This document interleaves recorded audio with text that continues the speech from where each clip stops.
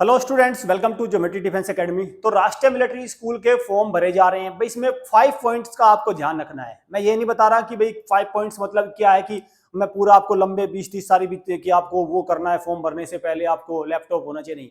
लेकिन 5 पॉइंट ऐसे हैं जो आपको फॉर्म भरते समय ध्यान रखने हैं। वो 5 पॉइंट कौन से हैं, ताकि बाद में जब बच्चा इंटरव्यू के लिए जाएगा, मेडिकल के लिए जाएगा या एडमिशन के लिए जाएगा, तब उसको दिक्कत नहीं आए। और फिर होता क्या है, फॉर्म तो भरा जाता है, कैफे वाला फॉर्म भर देता है या जिससे भी भरवाते हैं, फिर कोई जिम्मेदारी नहीं लेता। फिर पेरेंट्स परेशान होते हैं कि सर अब करें क्या। तो आपको इन 5 पॉइंट्स का ध्यान रखना है। जब भी आप जिससे भी फॉर्म भरवाएंगे, जैसे भी भरेंगे, सिर्फ 5 बिंदु ये आपके दिमाग में होनी चाहिए, कहीं ये तो मिस्टेक नहीं हो गई। ठीक है, कौन कौन से, चलिए उसको देखते हैं। भाई चैनल को सब्सक्राइब कर लो, बेल आइकन पे क्लिक कर लो। मैं ये बार बार इसीलिए कहता हूं कि आपकी मंजिल है राष्ट्रीय मिलिट्री स्कूल, और हम इसमें करेंगे आपकी पूरी मदद। हमारा चैनल आपके साथ रहेगा टिल एडमिशन, क्योंकि इंटरव्यू भी होंगे, ज्वाइनिंग भी होगी, सब कुछ होगा। तो हम प्रॉपर पेरेंट्स को गाइड करते रहते हैं। चलिए देखते हैं वो 5 पॉइंट कौन से हैं।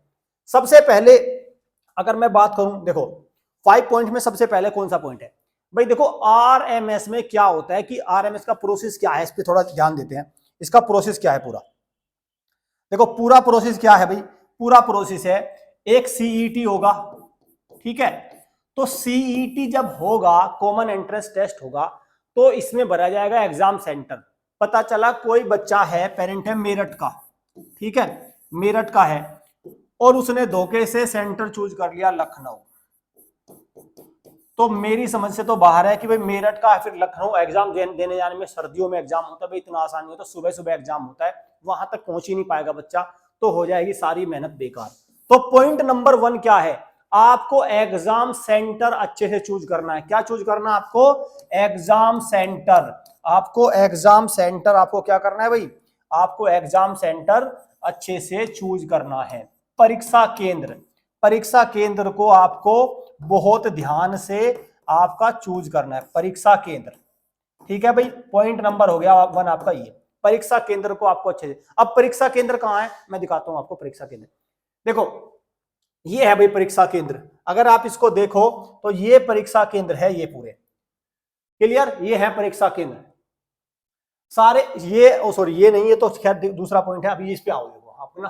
हाँ ये रहा, ये सारे परीक्षा केंद्र हैं, यहां से ये वाले पॉइंट पे। हाँ ये रहा, चॉइस है ये एग्जाम की, 3 सेंटर की चॉइस यहाँ पे भरी जा रही है, 3 चॉइस आपसे भरी जाएगी। तो 3 चॉइस में आप बिल्कुल अपने देखो, आर्मी पब्लिक स्कूल जालंधर, ठीक है, ये हो गया army school Jaipur cantt Dimapur. तो आप जब एग्जाम सेंटर भरेंगे तो बहुत ही ध्यान से आपको सेलेक्ट करना है। आपके नजदीक का होगा बठिंडा है, अंबाला है, एक पूरी लिस्ट है भाई एग्जाम सेंटर की। कभी आप सोचो, ये पूरी लिस्ट है एग्जाम सेंटर की। इस पूरी लिस्ट में से आपको सेलेक्ट करना है भाई कौन सा आपको एग्जाम सेंटर लेना है, पूरी लिस्ट में से सेलेक्ट होगा।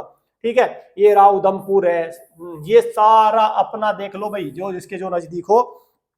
आर्मी पब्लिक स्कूल मेरठ, ठीक है। तो इस तरह से आपको एग्जाम सेंटर अपने घर के पास का भरना है, जहां पे आपको, या जो बच्चे वो उस हिसाब से देखें जहां वहां पे रिचेबल हो, मतलब सीधी सीधी सी बात है, रिचेबल होना चाहिए एग्जाम सेंटर। क्या होना चाहिए, रिचेबल। क्लियर। देखो दूसरा क्या आता है भाई, दूसरा आता है आपका इसमें पॉइंट, जब बच्चा इसमें, बच्चे का जब रिटर्न हो जाता है और इंटरव्यू हो जाता है, तब इसमें एक हॉस्पिटल में मेडिकल होता है। तो अब उसमें क्या होता है, बच्चों में मेडिकल होता है, वो 5 दिन का, 4 से 5 दिन मेडिकल चलता है।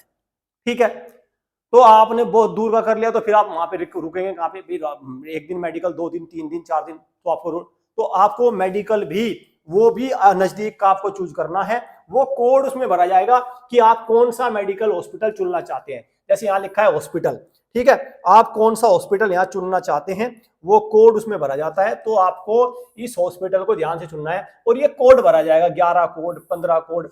जैसे ये है एयरफोर्स बेंगलुरु कमांड हॉस्पिटल, ठीक है, ये एमएच, ये आपका साउथ कमांड हॉस्पिटल। ये कोड आपको ध्यान से भरना है, ये कोड आपको बहुत ही ध्यान से भरना है, इस कोड को भी आपको ध्यान रखना है। ठीक है, वो कोड हॉस्पिटल का आपका, जहां पे जो आपने राष्ट्रीय मिलिट्री स्कूल चूज करा है, जो आपसे बिल्कुल एकदम नजदीक पड़े, वो उसको चूज करना। नंबर 2, पॉइंट नंबर 2 हो गया भाई, कोड हो गया, हॉस्पिटल कोड हो गया, और आपका एग्जाम सेंटर हो गया। तीसरा, तीसरा क्या आता है, तीसरा अगर मैं बात करूं, तीसरा आता है भाई choice of RMS, choice, choice, ठीक है।